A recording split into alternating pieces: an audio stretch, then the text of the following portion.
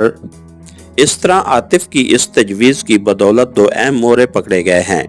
कराची में होने वाली ज़्यादातर दहशतगर्दी के वाक़यात इन दोनों की वजह से ही मुमकिन हुए कि एक आदमी का काम दहशतगर्दी के आलात तैयार करना था और दूसरा उन्हें इस्तेमाल करने के लिए आदमी मुहैया किया करता। सिद्दीकी साहब इस वक्त बदर साहब के ऑफिस में बैठा उसे तफसील से ताज़ा सूरत हाल से आगाह कर रहा था। दुरुस्त है, मगर हमने उसकी कीमत भी तो अदा कर दी है। मेरी मुराद ब्लैक लिक्विड के एजेंट्स की रिहाई से है। बदर साहब अब तक डेवी पार्टी की रिहाई नहीं बुला पाया था। सर, उनसे हमने सारी मालूमात हासिल कर ली थी। सिद्दीकी साहब वो पाक सरजमीन के मुजरिम थे। वो कई मुजरिम कानून के शिकंजे से बच जाते हैं, मगर ये तो पकड़े गए थे।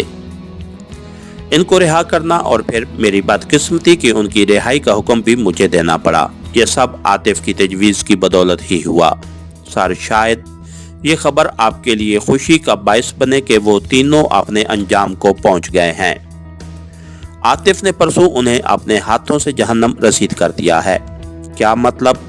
बदर साहब के लहजे में हैरानी थी। क्या वो दोबारा पाकिस्तान आ गए थे? नहीं सर, उन्हें ईरान में हलाक किया गया है। बुझाते न बुझवाओ। बदर साहब के लहजे में खफ की बड़ा इश्तियाक था। जवाबन सिद्दीकी साहब ने सारी तफसील उसके गोश गुजार कर दी। आतिफ के ईरान जाने की बात से मुझे क्यों लाइलम रखा गया?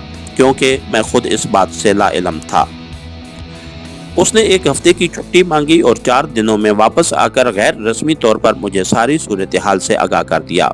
उसी तरह मैंने भी आपको रिपोर्ट नहीं दी। अगर आपको बुरा लगा हो तो ऐसा कुछ नहीं हुआ। और सिद्दीकी साहब की बात पे बदर साहब कहका लगाकर हंस पड़ा। ये आतिफ भी खूब है। बदर साहब के लहजे से सिद्दीकी को अंदाज़ा लगाने में देर न लगी कि वो आतिफ से खफा नहीं है। सर, दुश्मन मुल्क अनासिर के लिए उसके दिल में ज़रा भर भी रहम नहीं है। सिद्दीकी साहब, ऐसे जवान मुल्क व कौम का सरमाया होते हैं। आज जबकि जवानों को लहू व लाभ से फुर्सत नहीं, ऐसे हालात में आतिफ जैसे जवान का वजूद किसी नेमत से कम नहीं होता। बजा अरशाद फरमाया। सिद्दीकी साहब का सर उसकी तायीद में ऊपर नीचे हिलने लगा। मेरी तरफ से उसे थैंक्स कह देना। पिछले 2 हफ्तों से मैं सही तरीके से सो नहीं सका था। हालांकि मुजरमों की रिहाई मेरी मंशा के खिलाफ थी, मगर फिर भी ज़मीर की अदालत में जवाबदेही काफ़ी मुश्किल हो जाती है। आपकी खुशी उसके लिए किसी बड़े इनाम से कम नहीं होगी सर।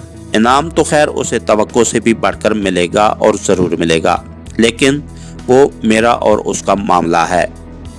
सर, कुछ हमें भी पता चले। सिद्दीकी साहब मुस्कराए।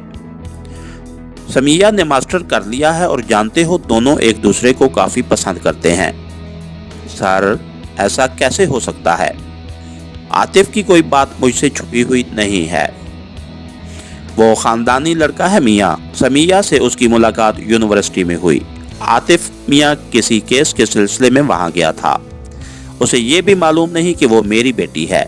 उसने अपने बारे सब कुछ समिया को बता दिया था और अपने वालिदैन को हमारे यहाँ भेजने के बारे पूछा। जवाबन समिया ने बताया कि उसके मास्टर्स करने के बाद ही वो अपने वालिदैन को हमारे यहाँ भेज सकता है। अब दोनों की कभी कभार फ़ोन पर हेलो हाय हो जाती है और बस। मैंने भी आतिफ मियाँ को बावर कराने की ज़रूरत कभी महसूस नहीं की कि समिया मेरी बेटी है। यूं भी मैं उसकी कारकर्दगी और ईमानदारी से मुतमईन था। बाकी ना तो वो फिल्मी अंदाज का कोई घटिया आशिक है और ना ही समिया कोई गिरे पड़े किरदार की मालिक है। अपनी हर बात वो मुझसे शेयर करती है। सिद्दीकी साहब ने कहा, फिर ये तो वाकई उसके लिए बहुत बड़ा इनाम है।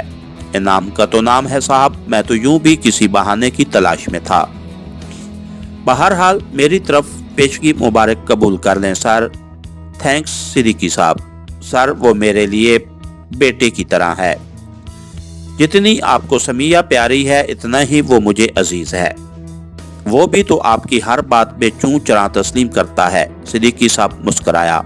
शागिर्द जो ठहरा, वो क्या कहते हैं, फरमाबरदार शागिर्द। बहरहाल उसे बता देना, हफ्ते की शाम उसकी हमारे यहाँ दावत है, माँ उसके उस्ताद मोहतरम के। Okay sir. उसके अलावा कोई हुक्म सिद्दीकी साहब जाने के इरादे से उठ खड़ा हुआ। ये हुक्म नहीं, दरख्वास्त सिद्दीकी साहब। बदर साहब उसको अलविदा करने के इरादे से खड़ा हो गया। उसके साथ ही हमारी आज के एपिसोड का इख्तिताम हुआ। कहानीगर चैनल को लाइक कीजिए, सब्सक्राइब कीजिए और बेल आइकन को प्रेस कर दीजिए ताकि हर आने वाली नई वीडियो आप तक बर वक्त पहुँच सके। शुक्रिया।